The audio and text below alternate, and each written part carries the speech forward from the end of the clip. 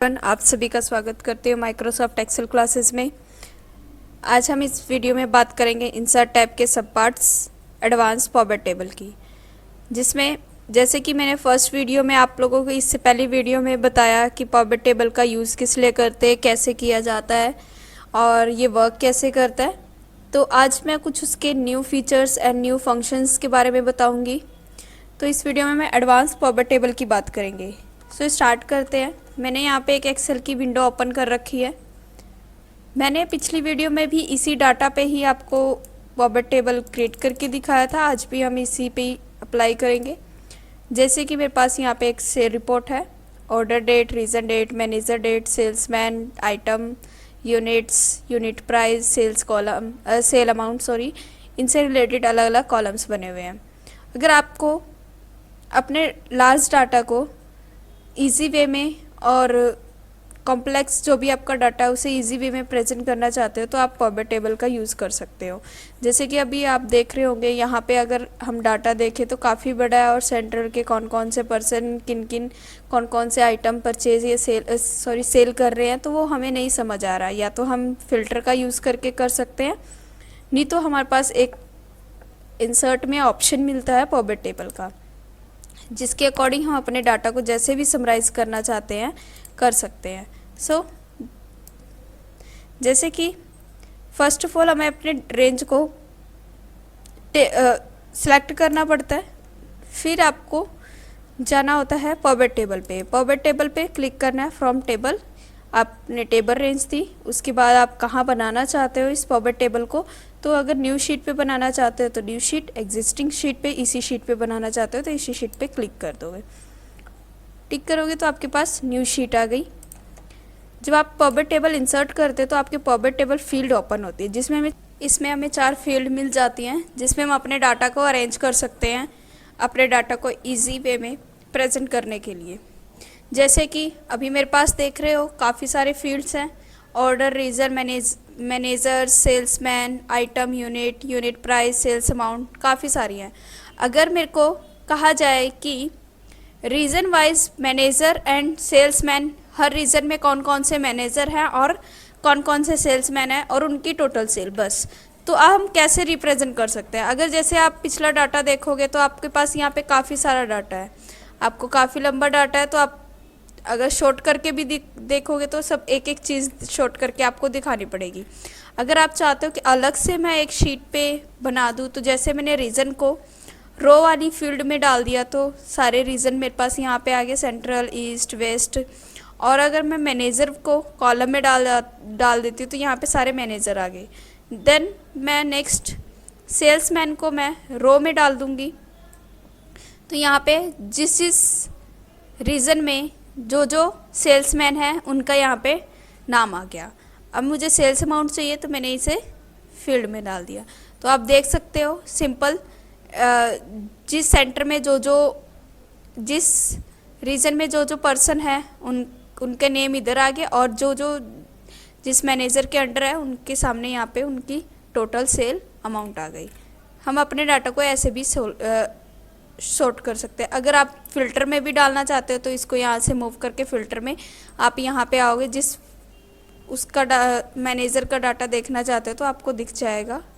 तो आप ऐसे अपने डाटा को शॉर्ट करके देख सकते हो। ये तो है आपको पॉवर टेबल कैसे बनाना है। आप काफ़ी वे से बना सकते हो। आपको यूनिट प्राइस भी चाहिए, यूनिट भी चाहिए तो यूनिट्स के भी यहाँ पे यूनिट आ जाएंगे।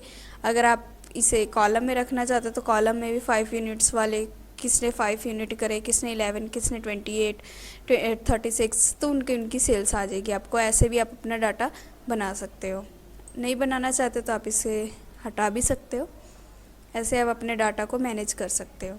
जब पॉवर टेबल बनाते हो तो आपको अलग से power table analyse and design open होता है। सबसे पहले हम डिज़ाइन कर लेते हैं कि आप अपने पॉवर टेबल का डिज़ाइन कैसा रखना चाहते हो। तो आप यहाँ से अपने पॉवर टेबल का डिज़ाइन ले सकते हो, जैसा भी आप अपना रखना चाहते हो तो ले सकते हो। यहाँ से वेंडेड कॉलम होता है, एक लाइन आ जाती है आपके वेंडेड रो, तो रोज़ की लाइन आ जाएगी। हेडिंग्स को हाईलाइट करना है, हाईलाइट कर लो, नहीं करना आप अनटिक भी कर सकते हो। हर एक रो के बाद आप एक इंसर्ट करना चाहते हो ब्लैंक कॉलम सॉरी रो, तो आप यहाँ से इंसर्ट कर सकते हैं। रिमूव करना चाहते हो तो रिमूव कर सकते हैं। रिपोर्ट लेआउट आप कैसे शो करना चाहते हो, कॉम्पैक्ट शो में करना चाहते हो तो कॉम्पैक्ट में, नहीं show in outlining form, outlining form में आपको यहाँ पे सेल्समैन, पहले आप देख सकते हो कॉम्पैक्ट में क्या होता है इकट्ठा, यहाँ पे सेल्समैन भी और उनकी रीज़न भी नेम्स शो हो रहे हैं। अगर आप आउटलाइनिंग फॉर्म में करते हो तो आउटलाइनिंग फॉर्म में यहाँ पे आपको अलग अलग शो हो जाता है। टेबुलर फॉर्म में आपको ऐसे शो होगा। रेप्ट ऑल, अगर आप रिपीट जो भी सेंटर है उनके अलग रीज़न है वो अलग अलग रिपीट हों तो आप रिपीट भी रख सकते हो, अदरवाइज़ नहीं रखना चाहते तो आप do not repeat item labels कर सकते हो। ऐसे आप अपने डाटा को रिप्रेजेंट कर सकते हो। बाकी नेक्स्ट हमारे पास ऑप्शन मिलता है ग्रैंड टोटल। आप रो का ग्रैंड टोटल ऑफ करना चाहते हो तो ऑफ भी कर सकते हो, ऑन करना चाहते हो तो यहाँ पे ग्रैंड टोटल आपको शो हो रहा है रो एंड कॉलम का।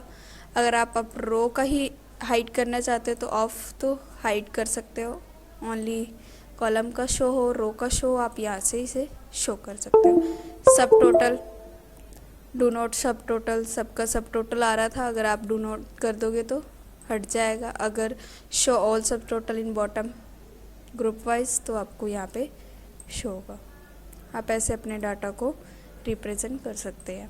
ये है हमारा डिज़ाइन। नेक्स्ट आते हैं पावर टेबल एनालाइज। आप अपने डाटा को, पावर टेबल को एनालाइज कैसे कर सकते हो। जैसे कि अभी ये फील्ड बटन है, फील्ड लिस्ट है, अब ये मुझे नहीं शो करवानी तो मैं यहाँ से शो नहीं करवाना चाहती तो हाइड कर सकती हूँ। Minimize button and maximize button, जैसे कि अभी यहाँ पे ग्रुपिंग हो रखा है, आप इसे हाइड करना चाहते हो तो आप यहाँ से हाइड भी कर सकते हो। यहाँ से नहीं शो कर, अगर शो करवाना है तो यहीं पे आके क्लिक करो तो आपको शो हो गया। तो माइनस बटन नहीं चाहिए तो आप यहाँ से हटा भी सकते हो। फील्ड हेडर, हेडर के फील्ड नेम आ रहा था वो नहीं चाहिए तो आप यहाँ से भी उसे हाइड कर सकते हो। ये है आपके शो के लिए। फिर नेक्स्ट आता है टूल्स।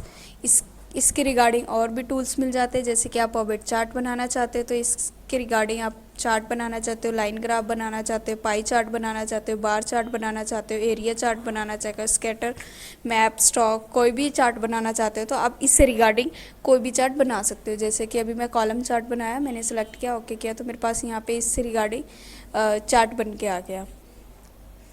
तो आप इसका ऐसे यूज़ कर सकते हो। नेक्स्ट रेकमेंडेड पावर टेबल, इस डाटा से रिलेटेड आपको और कैसे अपने डाटा को रिप्रेजेंट कर सकते हो आपको यहाँ मिल जाएगा। जैसे भी आप अगर यहाँ इनके अकॉर्डिंग बनाना चाहते हो तो ओके करोगे तो इनके अकॉर्डिंग आपका डाटा बन जाएगा। यहाँ पे डेट्स भी आ गई है इनकी, तो आप ऐसे यूज़ कर सकते हो। ऐसे अगर अपना डाटा बनाना चाहते हो तो ऐसे भी बना सकते हो। यहाँ से आप फील्ड लिस्ट में जाओगे तो आप देख सकते हो इन्होंने ऑर्डर डेट भी इसी में ले ली है और यूनिट प्राइस एंड वैल्यू वगैरह, और अपने डाटा को शॉर्ट फॉर्म में इन्होंने रिप्रेजेंट कर दिया है।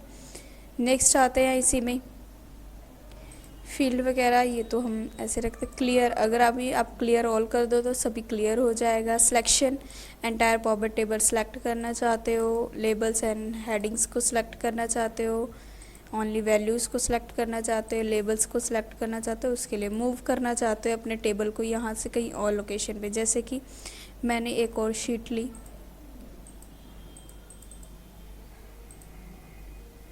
न्यू वर्कबुक पे करना चाहते हो, ओके किया तो न्यू वर्कबुक पे यहाँ पे मूव हो गया। तो आप ऐसे अपने पावर टेबल को मूव भी कर सकते हो।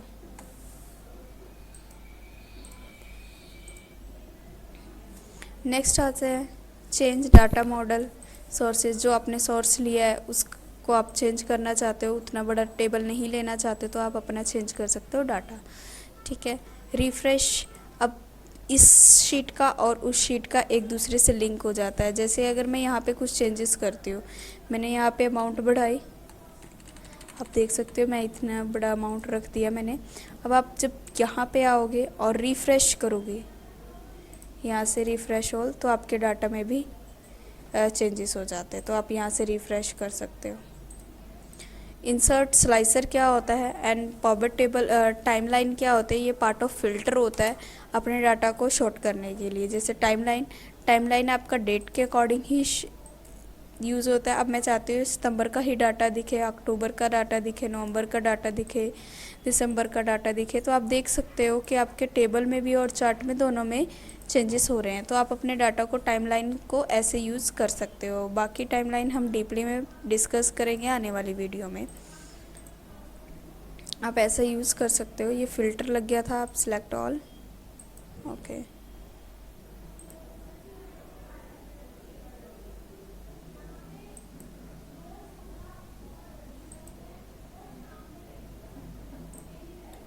तो आप अपने डाटा को ऐसे यूज़ कर सकते हो। फ़िल्टर कनेक्शन आपने बताएगा कि आपका ऑर्डर डेट से कनेक्टेड है।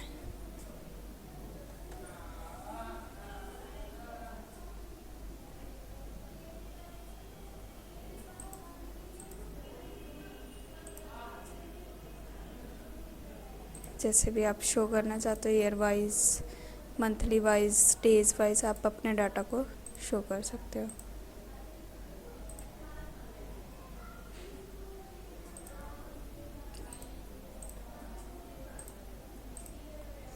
नेक्स्ट हमारे पास आता है स्लाइसर। स्लाइसर क्या होता है? अगर आप अपने डाटा को आइटम वाइज शॉर्ट करना चाहते हो तो आपके पास आइटम में होम, थिएटर के, टेलीविज़न के, वीडियो गेम्स, टेक्स्ट के, जिसके अकॉर्डिंग अपना डाटा शॉर्ट करना चाहते हो तो आप देख सकते हो। ऐसे आप यूज़ कर सकते हो।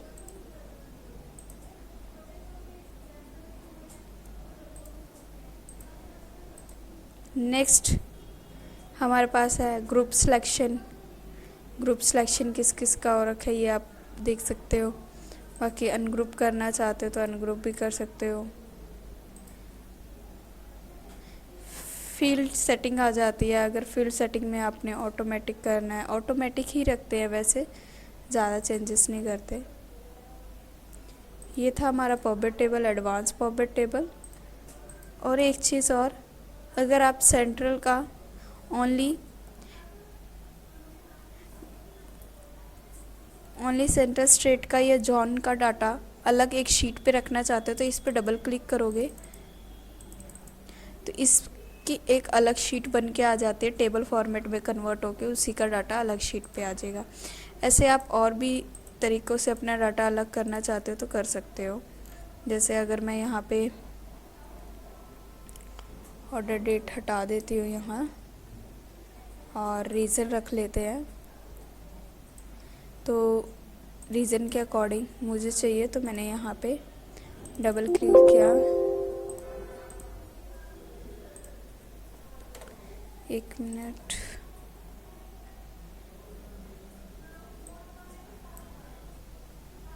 ऐसे सेंट्रल का डाटा मुझे अलग शीट में,